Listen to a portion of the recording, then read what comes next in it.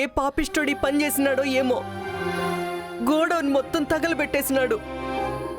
ఎవడు దిష్టి పెట్టినాడో ఏమో, ఎప్పుడు రద్దీగా ఉండే షాపు సీజ్ చేసేసినారు. చూస్తా ఉంటే ఇది ఎవరో కావాలని చేసిన మాదిరి అగుపిస్తా ఉండదు.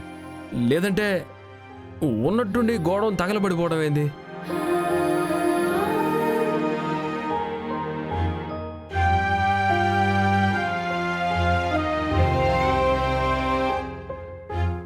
మావయ్య గారు, ఇంట్లో ఎవరు ఉదయం నుంచి ఏమీ తినలేదు. భోంచేద్దురు గాని రండి. వద్దమ్మా, ఆకలిగా లేదు.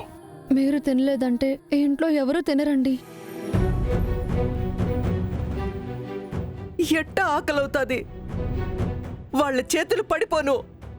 మా ఎన్న కష్టమంతా బూడిద చేసేసినారు. వాళ్ళు బాగుపడతారా? పురుగులు పడిపోతారు. బంగారం లాంటి షాపు ఎప్పుడు జనంతో కళకళ్ళాడుతూ ఉండేది. అట్టంటిది దాన్ని మూసేసినారంటే మాకు ఆకలవుతాదా? ముద్ద దిగుతాదా?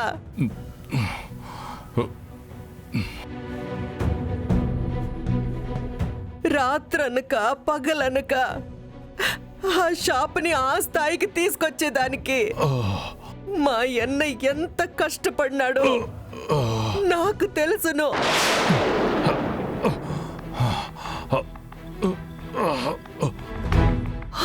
అన్నా,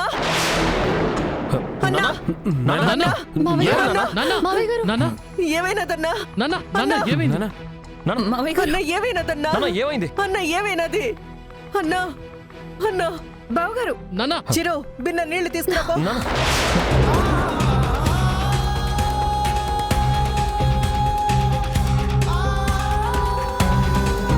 చిరు తొందరగా రారా అన్నా.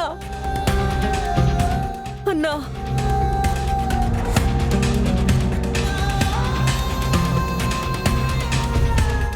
ఏమై ఉండదన్నా నీకు? నాకేం కాలేదమ్మా, బానే ఉన్నాను. రే, బిన్న హాస్పిటల్కి పోదాం పదండ్రా. వద్దమ్మా, అవసరం లేదు. ఏదో కొద్దిగా నొప్పిగా అనిపించింది. ఈ మాత్రం దానికి మళ్ళీ హాస్పిటల్ దాకా ఎందుకు?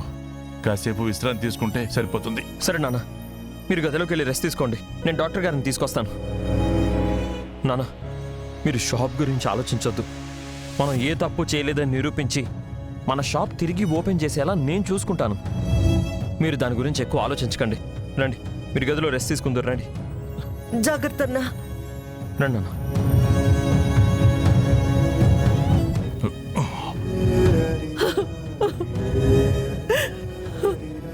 పొద్దున్న మా వదిన ఫోటో కింద పడినప్పుడే నాకు అపశకునం అనిపించినది. అప్పుడే చెప్పినాను. ఎవరైనా విన్నారా? వద్దన్న పోయినారు. అక్కడ చూస్తే అట్టా జరిగుండాది. ఇప్పుడు ఈడ చూస్తే మా ఎన్నకిట్టా జరుగుతూ ఉండాది.